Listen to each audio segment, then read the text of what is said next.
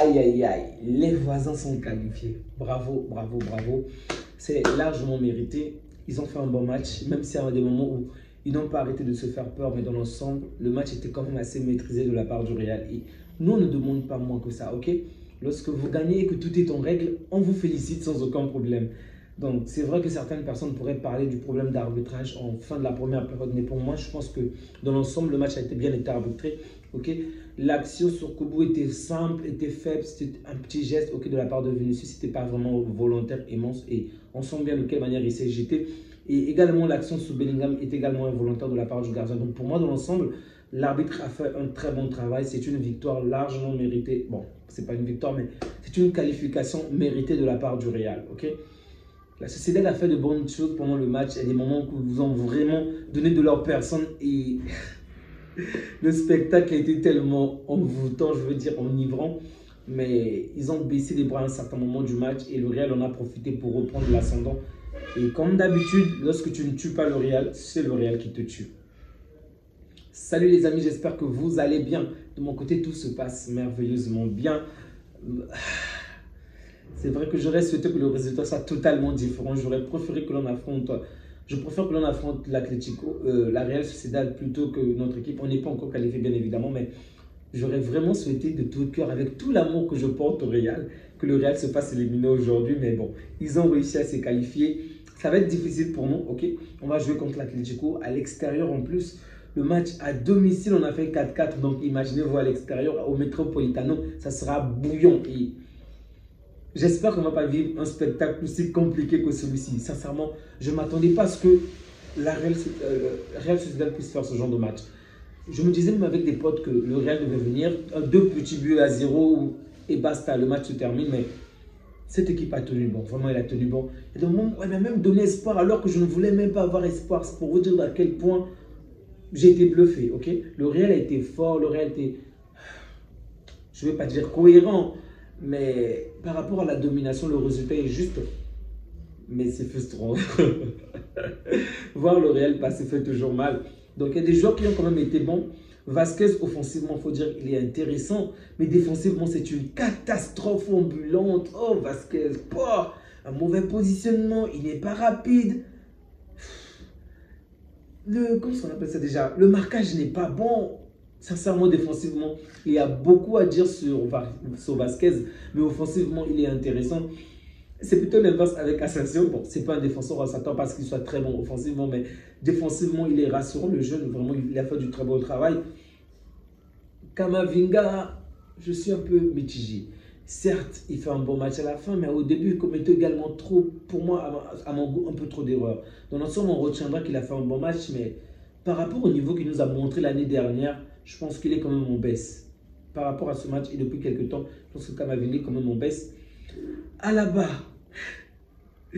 il est fautif au moins sur 2 actions, mais on ne peut pas, sur le premier but, encore je peux comprendre, sur le deuxième but, encore je peux comprendre, mais le troisième but, je peux comprendre, mais c'est compliqué à évaluer Alaba, sincèrement, parce que d'un côté, il a été bon, mais aussi il a commis des erreurs défensives, donc je suis frustré.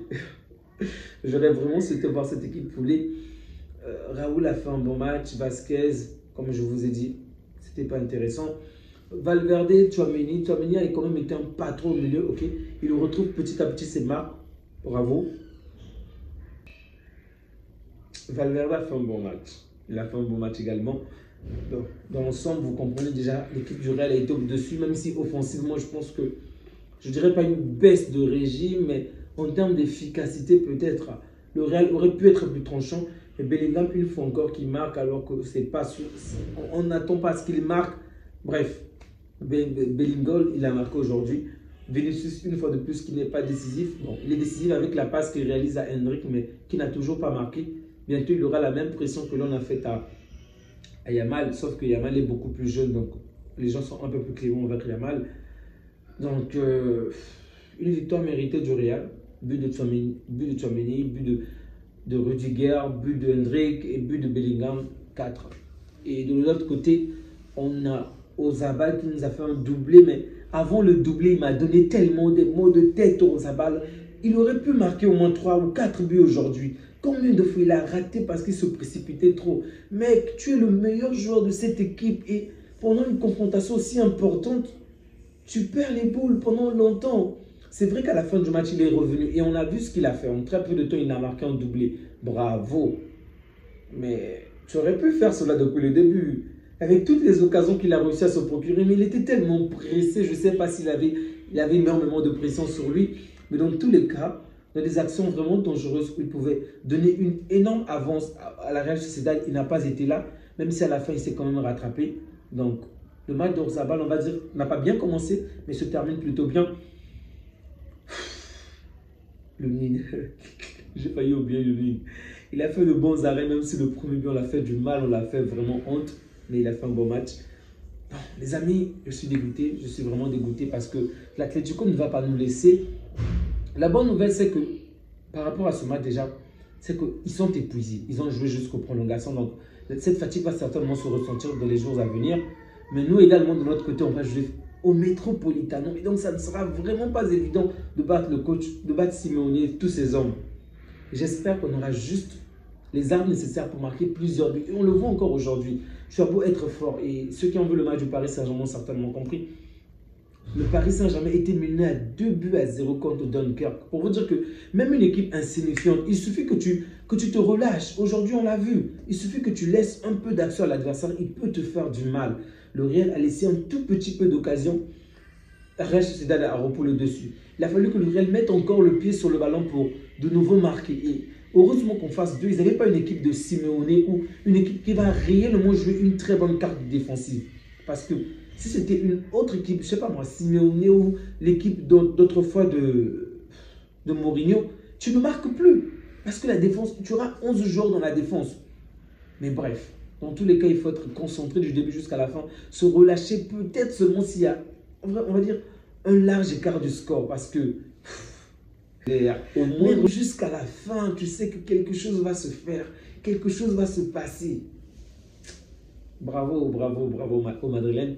Je suis dégoûté, mais bon, vous l'avez mérité. Rien à dire. Comme quoi, vous voyez, on n'est pas contre le Real, on n'est pas contre une quelconque équipe.